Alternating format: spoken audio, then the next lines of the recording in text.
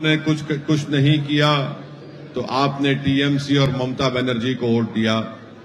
15 साल से टीएमसी की सरकार है और ममता बनर्जी बंगाल की मुख्यमंत्री है।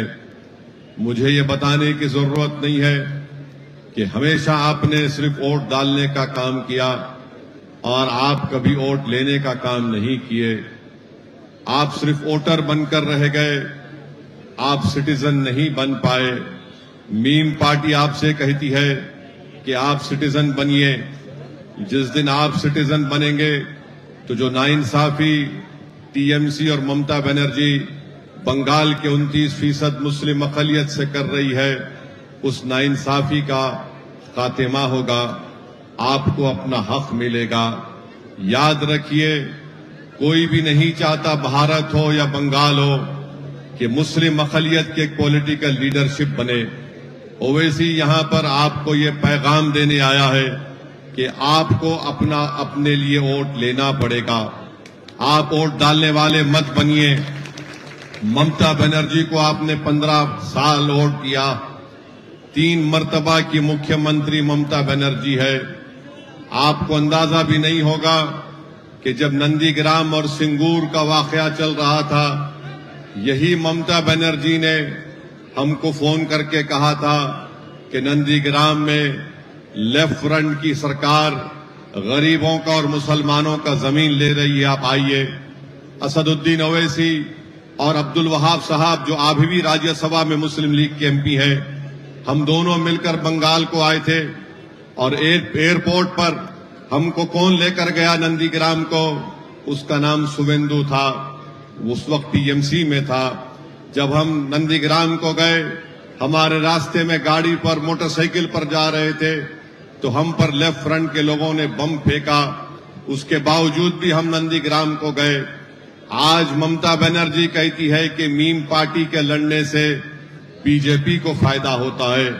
मेरा सवाल ममता बनर्जी से एक ही है कि 29% मुसलमान बंगाल में है और बंगाल की सरकार में मुसलमान सिर्फ 7% एम्प्लॉयमेंट है, नौकरी मिलती है। ममता बनर्जी ने ज्यादा मुसलमानों को बंगाल की सरकार में नौकरी दिलाने के लिए क्या काम किया, वो टीएमसी हमको बता दे। कुछ काम नहीं किया, सिर्फ आपको डराकर, आपको झूठ बोलकर टीएमसी ने आपका वोट हासिल किया। पिछले साल कलकत्ता की हाई कोर्ट ने 5 लाख ओबीसी सर्टिफिकेट को कैंसल कर दिया। उस 5 लाख में 3 लाख के करीब मुसलमान का ओबीसी सर्टिफिकेट था। ममता बनर्जी एक लफ्ज उसके बारे में नहीं कहती है। क्यों नहीं कहती? क्योंकि ममता बनर्जी खुश है कि 3 लाख मुस्लिम अक़लियत का सर्टिफिकेट कैंसल हो गया। जिसका ओबीसी का सर्टिफिकेट कैंसल हो गया, उसको ना गवर्नमेंट कॉलेज में एडमिशन मिल सकता है, ना उसको गवर्नमेंट में नौकरी मिल सकती है। ममता बनर्जी के पास इसका कोई सवाल नहीं है। वक्फ का काला कानून नरेंद्र मोदी ने बनाया तो ममता बनर्जी ने कह दिया कि बंगाल में वक्फ का कानून नहीं चलेगा।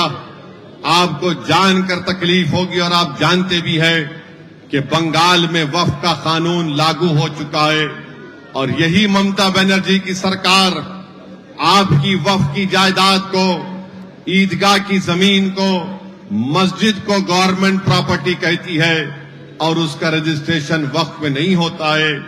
आप मेरी बात का यकीन मत करिए, आप मालूम करवा लीजिए कि ओवैसी सच कह रहा है या गलत कह रहा है। आपको अंदाजा हो जाएगा कि मैं जो कुछ कह रहा हूं वो सच कह रहा हूं। चौथी बात मैं आपसे बता रहा हूं, बंगाल में जिस ब्लॉक में मुसलमानों की आबादी 30% होती है, वहां पर स्कूल मिल जाता है, मगर जहां पर जिस ब्लॉक में मुसलमानों की आबादी 50% से ज्यादा होती है, ममता बनर्जी ने स्कूल नहीं खोला, ममता बनर्जी ने अस्पताल नहीं बनाया, ममता बनर्जी ने गरीब नौजवानों को रोजगार या नौकरी नहीं दी।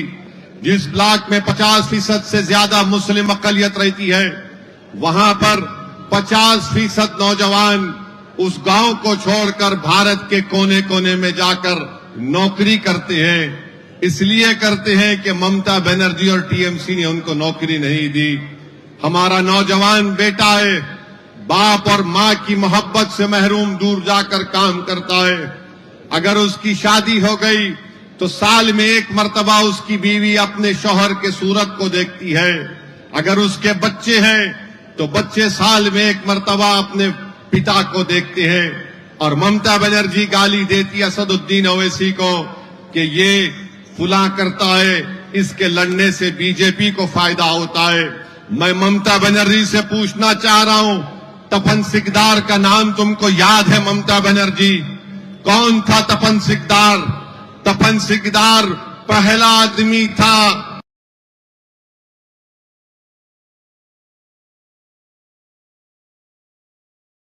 जिसको ममता बनर्जी ने बीजेपी का एमपी यहां पर बनाया था, दमदम कॉन्स्टिट्यूंसी से। बताओ ममता बनर्जी, तुमको अगर याद नहीं है तो मैं तुमको याद दिला रहा हूं।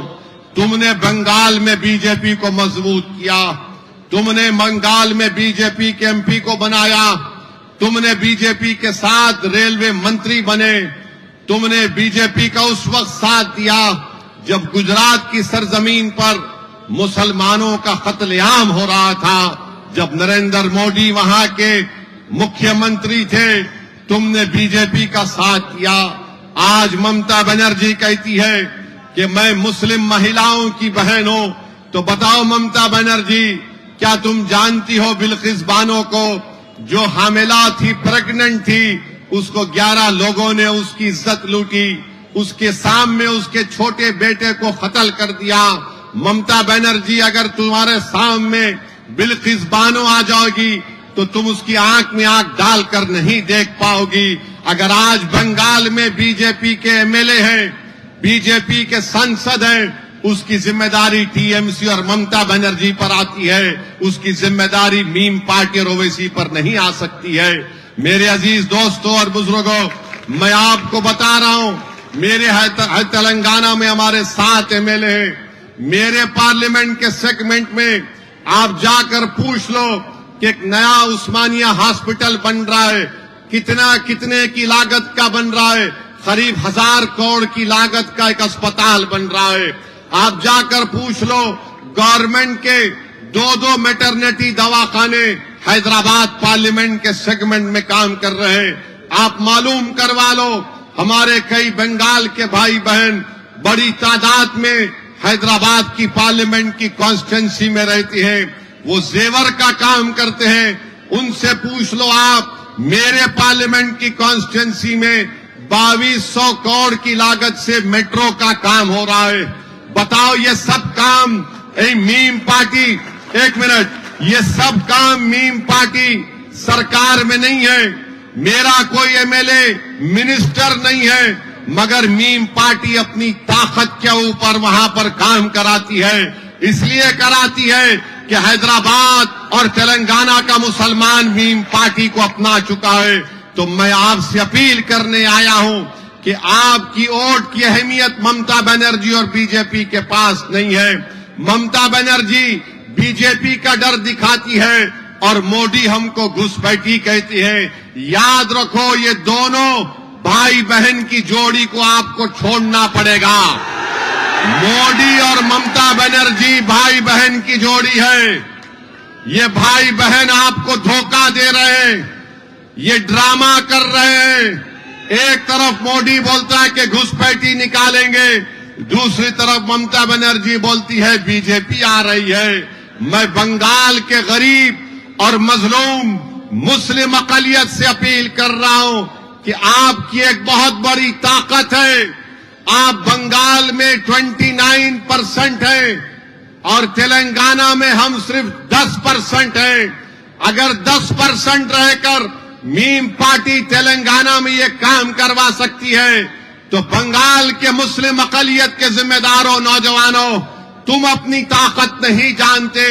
अगर तुम उठ खड़े होगे तो बंगाल में कोई सरकार नहीं बना सकेगा 4 तारीख को तुम्हारी वोट के बगैर। ये आपकी ताकत है। मैं चैलेंज कर रहा हूं ममता बनर्जी को, बताओ तुमने बंगाल के 29% मुसलमानों के लिए क्या किया? बताओ, तुम सिर्फ ड्रामेबाजी करती हो। कितने यूनिवर्सिटीज तुमने खोले, कितना स्कूल तुमने खोला, कितने गरीबों को नौकरी तुमने दी, कितने बच्चियों का तुमने साथ दिया। कुछ नहीं है। आपके वोट से मोहब्बत है, आपसे मोहब्बत नहीं है। इनको तुम्हारा वोट चाहिए और वोट लेकर ये राज कर रहे हैं 15 साल से। बताओ, ममता बनर्जी में कौन सा मुसलमानों का नेता है? कोई नेता नहीं है। इस्लामपुर एक विधानसभा है, वहां के एमएलए ने ममता बनर्जी से कहा कि इस्लामपुर को जिला बनाया जाए, तो ममता बनर्जी ने उसका टिकट काट दिया। अब की बार उसका टिकट काट दिया इस्लामपुर विधानसभा से। मैं आपसे कह रहा हूं कि आप मुत्तहदा तौर पर अपने वोट का इस्तेमाल करिए। डरने और घबराने की जरूरत नहीं है।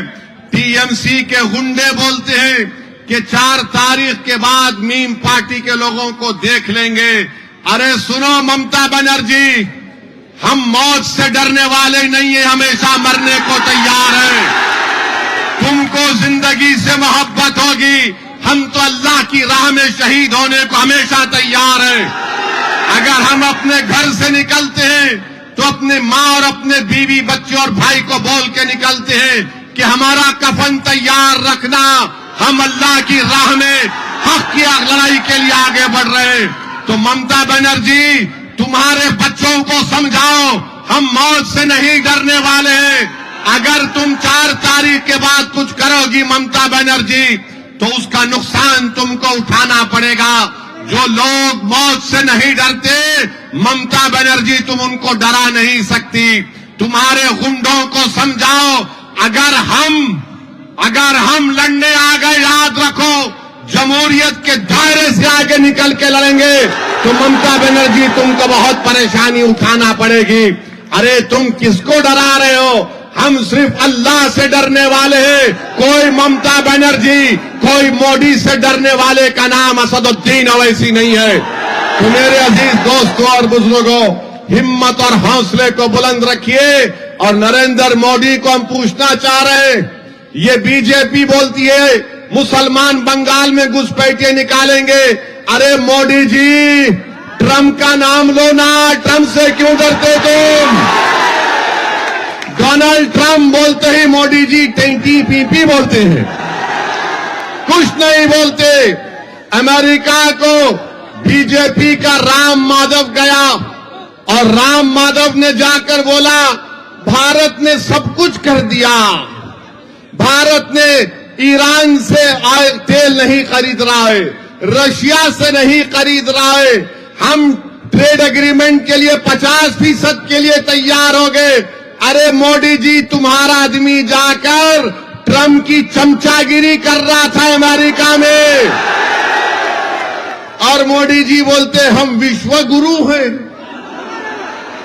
मोदी जी, राम माधव तो ट्रंप को गुरु बोल रहा और वो चेला बनकर वहां पर बैठा था अमेरिका में। याद रखिए मोदी जी, आप इस देश के संविधान से खेल कर रहे हैं। आपने मुस्लिम बहनों के लिए ट्रिपल तलाक बनाने का आप बड़ा दावा करते हैं। आपने ट्रिपल तलाक का कानून मुस्लिम महिलाओं को तबाह करने के लिए बनाया। आपने CAA का कानून जब मोदी ने पार्लियामेंट में लाया, आप जाकर देखो, YouTube पर मेरी तकरीर है। मैंने मोदी के 300 MP के सामने कहा, ये CAA का कानून संविधान के खिलाफ है, ये मजहब की बुनियाद पर कानून बनाया गया।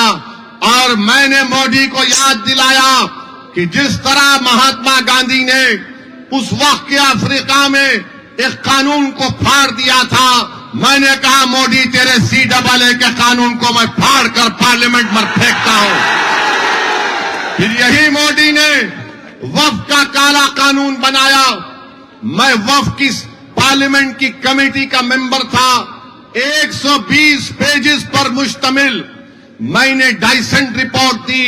उस कानून की धज्जियां हमने उड़ा दी और एक एक सेक्शन को बताया कि ये संविधान के खिलाफ है, ये मुसलमानों से उनकी मस्जिद छीनने के लिए मोदी ने कानून बनाया।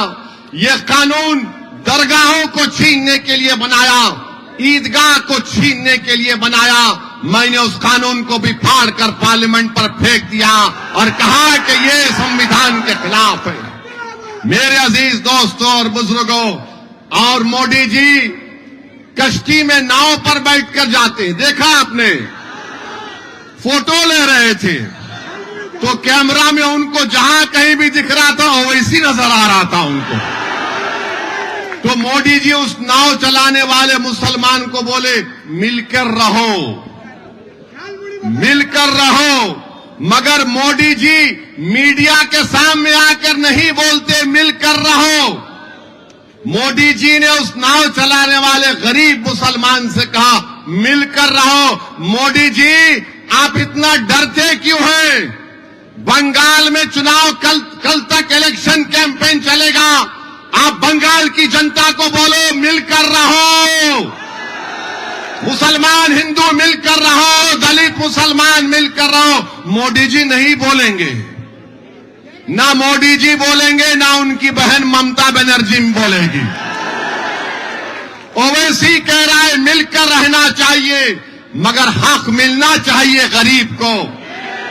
हक दो हमको, हम कोई भिखारी नहीं है, हम बंगाल और भारत के अव्वल। एचएन न्यूज के यूट्यूब चैनल को सब्सक्राइब करें और बेल आइकन को दबाना ना भूलें ताकि आपको हर नई आने वाली वीडियो का नोटिफिकेशन बर वक्त मिल सके।